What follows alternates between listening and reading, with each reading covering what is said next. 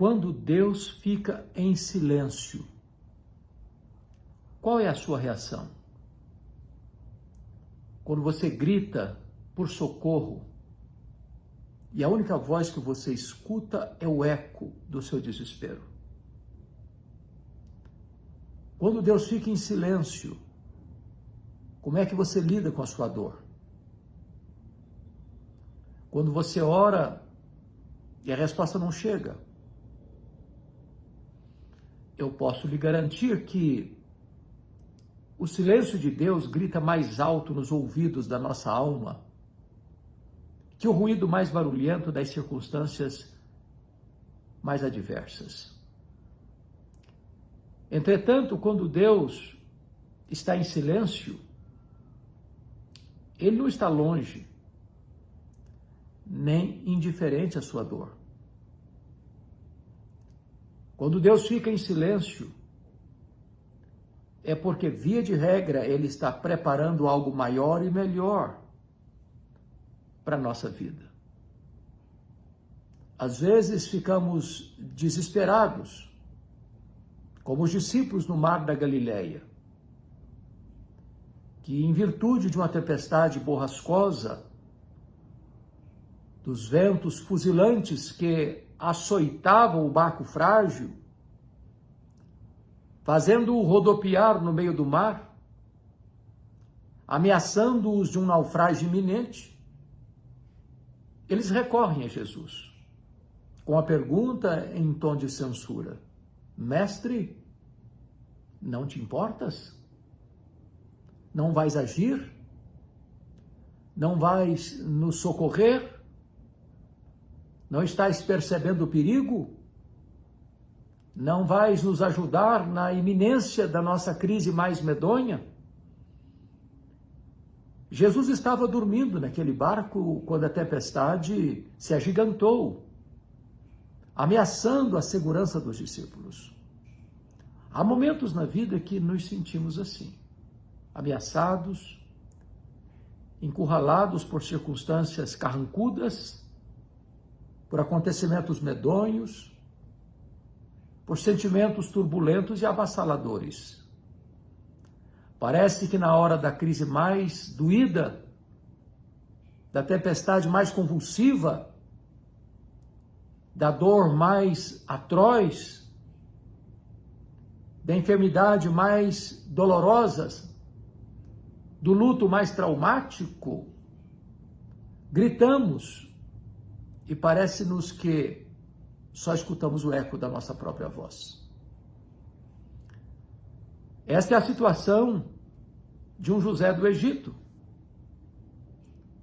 que, ao ser odiado pelos seus irmãos, jogado num poço, tirado da cova, vendido para o Egito como escravo, fazendo uma viagem de 400 quilômetros a pé, carregando na alma uma dor alucinante, perguntas sem respostas, odiado dentro da sua própria casa e vendido como uma mercadoria barata, caminha para o Egito.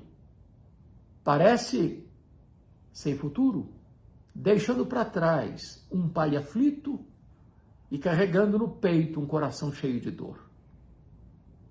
Então, ele chega no Egito e é revendido. É apenas uma mercadoria. Quando as coisas começam a melhorar para ele, ele é traído, ele é acusado, ele é encarcerado, seus pés são metidos no tronco e ele passa a viver os tempos áureos da sua juventude no calabouço.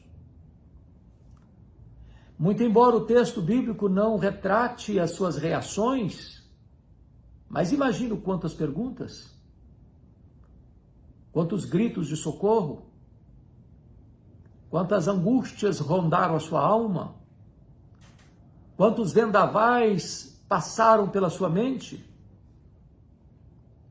Quantas perguntas sem respostas. Ao ver os seus sonhos transformando-se em pesadelos. Quando Deus fica em silêncio. Mesmo o amigo de desventura, o copeiro do faraó, que saiu da prisão pela interpretação do sonho feito por José, esqueceu-se dele. Há momentos que parece-nos que convivemos com a nossa própria dor, somente com ela. Porém, Deus não está longe, Deus não está distante, nem indiferente. Naqueles anos de silêncio de Deus, Deus estava construindo a rampa do palácio para que José fosse governador do Egito. Talvez o silêncio de Deus é a geografia mais próxima da sua intervenção milagrosa. Foi isso que aconteceu com o patriarca Jó. Ele era um dos homens mais extraordinários do seu tempo. O próprio Deus disse a seu respeito: não há ninguém na terra semelhante a ele. Homem íntegro, reto, temente a Deus e que se desvia do mal. Esse homem era o homem mais piedoso da sua geração. Ele era um homem íntegro, aquilo que ninguém via, mas Deus sabia. Era um homem reto e todos podiam perceber e notar. Era um homem temente a Deus, que é o princípio da sabedoria. Isso não é uma opinião, isso é o diagnóstico do próprio Deus. E esse homem vai enfrentar reveses na vida. Ele vai ser acusado por Satanás de servir a Deus por interesse, de só adorar a Deus porque recebe de Deus benesses. E então ele é acusado de ser um mercadejante da fé, acusado de que só servia a Deus porque era abençoado por Deus. O próprio Deus é acusado de ter que suborná-lo com bênçãos para receber dele adoração. E dentro da soberania de Deus e do propósito de Deus, o Senhor permite que ele seja provado,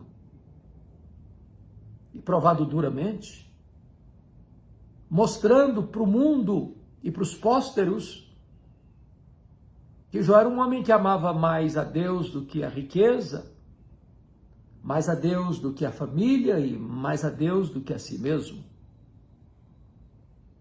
Este patriarca é golpeado nas áreas mais importantes da sua vida, sendo o homem mais rico do Oriente, vai à falência, colapsa financeiramente, sendo um pai tão zeloso, tão presente, um pai intercessor e conselheiro, tem a desdita de sepultar todos os seus filhos, 10 filhos, no mesmo dia.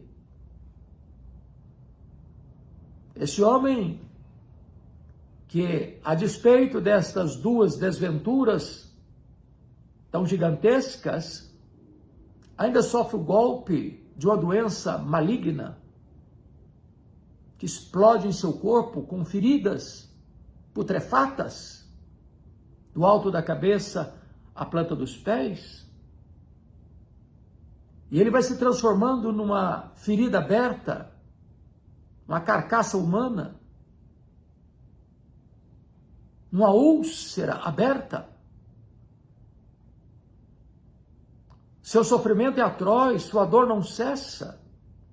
E ele vai ficando magérrimo, macérrimo, de couro furado pelas costelas em ponta. Seu corpo cheirava mal. Ninguém podia socorrê-lo, ele foi para o escoadouro, talvez de lixo da cidade, raspando as suas feridas com cacos de telha. sofre o golpe de não ter o apoio da mulher na hora mais aguda da sua dor, quando ela se insurge contra Deus. E diz para Jó: ainda conservas a tua integridade? Amaldiçoa a Deus e morre. E se não bastasse tantas coisas adversas,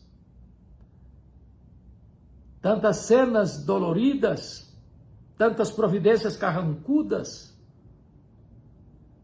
vêm os amigos de longe para consolá-lo. Porque estavam governados por uma teologia enviesada, sinuosa, deficiente, assacaram contra ele os mais pesados libelos acusatórios, chamando-o de ladrão, de adúltero, de louco, de ter se enriquecido por meios ilícitos, por roubar e oprimir órfãos e viúvas. E diante de perdas tão profundas, dos bens, da saúde, dos filhos, do casamento, das amizades, esse homem reage com perguntas, com queixas, com defesas. Porém, mesmo nessa situação tão difícil, a única voz que ele escuta é o sepulcral e gelado silêncio de Deus. Nenhuma resposta, nenhuma explicação. E Jó precisa conviver com a sua dor, sem saber por quê. Acuado de todos os lados, encurralado por circunstâncias medonhas, sitiado por temores infernais. Ele não tem nenhuma luz no fim do túnel, nenhuma janela de escape, nenhuma palavra que venha como bálsamo, como terapia para a sua dor tão atroz. O silêncio de Deus certamente grita mais alto nos nossos ouvidos do que as circunstâncias mais medonhas. Porém, esse homem que perdera tudo, não perdera a fé. Esse homem que é aconselhado a abandonar a Deus, blasfemar contra Deus e morrer, ousa continuar confiando em Deus. E brada das profundezas da sua alma: mas uma coisa eu sei, é que o meu Redentor vive. Eu verei o meu Redentor. Às vezes o silêncio pode nos machucar. Mas nessas horas, Deus não está longe nem indiferente. O silêncio de Deus é terapêutico. Deus está trabalhando em nós para depois, então, trabalhar através de nós. Eu fico olhando a história não só de Jó, não só de José do Egito, mas a história dos profetas. De homens que, na jornada da vida, passaram por momentos tão difíceis e tão dolorosos, mesmo vivendo uma vida de piedade. É um apóstolo Paulo que, por onde passa, esparrama a luz de Cristo, deixando a centelha do Evangelho brilhar, mas por onde passou, enfrentou sofrimento, e sofrimento atroz.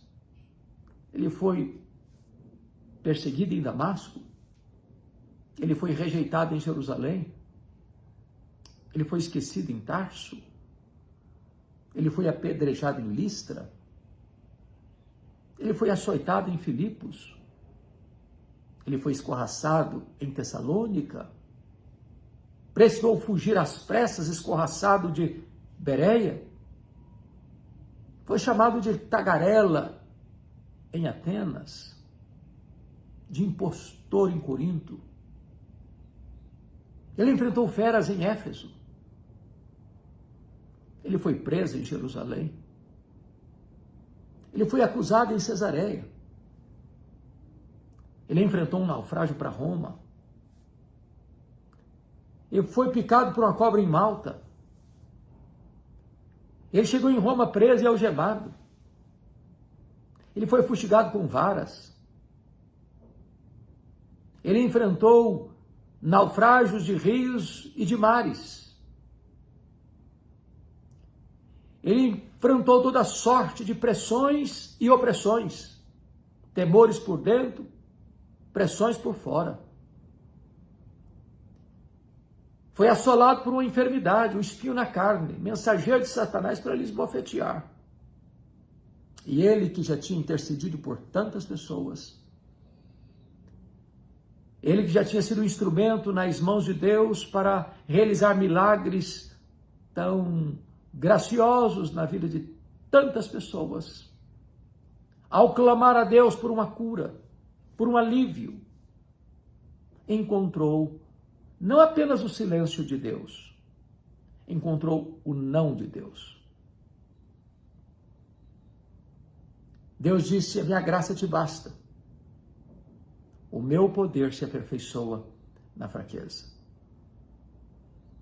Este homem, e não obstante ser o maior bandeirante da fé,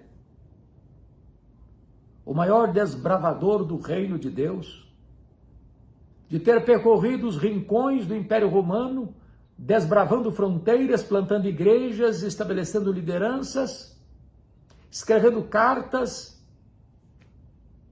encerra a sua biografia numa masmorra romana, acusado de um crime que não praticou, abandonado pelos seus amigos, seus irmãos, levado a uma audiência e ninguém foi a seu favor. Então é sentenciado de morte. Mas mesmo nessas circunstâncias, onde o braço da providência não se estendeu para socorrê-lo da morte, mas entendeu que Deus o livrou na morte. E pôde afirmar: já estou sendo oferecido por libação. E o tempo da minha partida é chegado. Combati o bom combate, completei a carreira, guardei a fé. Já agora a coroa da justiça me está guardada, a qual o Senhor reto juiz me dará naquele dia, não apenas a mim, mas a todos quantos amam a sua vinda. O silêncio de Deus, o não de Deus, não deslustrou a sua fé, não arrefeceu o seu ânimo, não desidratou a sua esperança. Esse homem está entendendo, e já tinha escrito sobre isso, que a nossa leve e momentânea tribulação produz para nós eterno peso de glória acima de toda comparação. Já havia dito que os sofrimentos do tempo presente não são para comparar com as glórias por vir a serem reveladas em nós. De tal maneira que quando Deus fica em silêncio ou diz não à nossa oração, não é porque não nos ama, é porque nas circunstâncias da vida Ele nos fortalece para enfrentá-las. E após as lidas deste mundo, Ele que nos guiou com o seu conselho eterno, nos recebe na glória. E na glória, 1 minuto da eternidade com Ele apaga todas as memórias amargas, todas as feridas doloridas, todas as lágrimas choradas, toda a dor que pulsa e fuzila o peito. O céu indenizará todo o nosso sofrimento na terra. Talvez você esteja lidando com o silêncio de Deus, de uma enfermidade que você ora e não vê a cura, de uma esposa que ora pela conversão do marido e ele se torna mais endurecido, de pais que intercedem pelos filhos E não vê nenhum sinal de mudança nesses filhos. De um casamento que se arrasta, sem qualquer brilho, sem qualquer esperança de mudança ou restauração. De uma crise financeira que se estabelece e por mais esforço que se tem, não vê uma saída honrosa para as dívidas ou para o sufoco. Ou talvez de uma fraqueza humana, de um pecado que tenazmente assedia e não vê uma resposta, uma saída, um livramento. E eu quero dizer a você que Deus está no trono. O braço dele está estendido. A mão dele não está encolhida. E mesmo quando ele fica em silêncio, ele não está inativo. Ele é poderoso para salvar.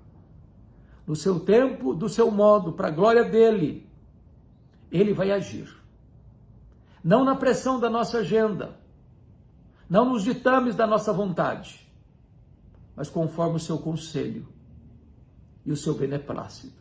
Faz todas as coisas conforme o conselho da sua vontade. Como Jó podemos afirmar, agora eu sei que tudo podes e nenhum dos teus planos pode ser frustrado. Quando Deus fica em silêncio, Ele está trabalhando no turno da noite, porque não há Deus como nós que trabalha para aqueles que nele esperam. Aos seus amados, Ele os dá enquanto dormem. Então descanse em Deus, porque mesmo em silêncio, Ele está agindo, e agindo por nós e não contra nós. Para podermos então afirmar como Paulo, sabemos que todas as coisas cooperam para o bem daqueles que amam a Deus, daqueles que são chamados segundo o seu propósito. Se essa mensagem abençoou o seu coração, eu peço que você a compartilhe com os seus amigos, espalhando esta mensagem para tantas outras pessoas. Se você ainda não está inscrito no nosso canal, inscreva-se e nos ajude a levar esta mensagem aos rincões da nossa pátria e aos quadrantes do mundo. Deus abençoe sua vida. Fica com Deus.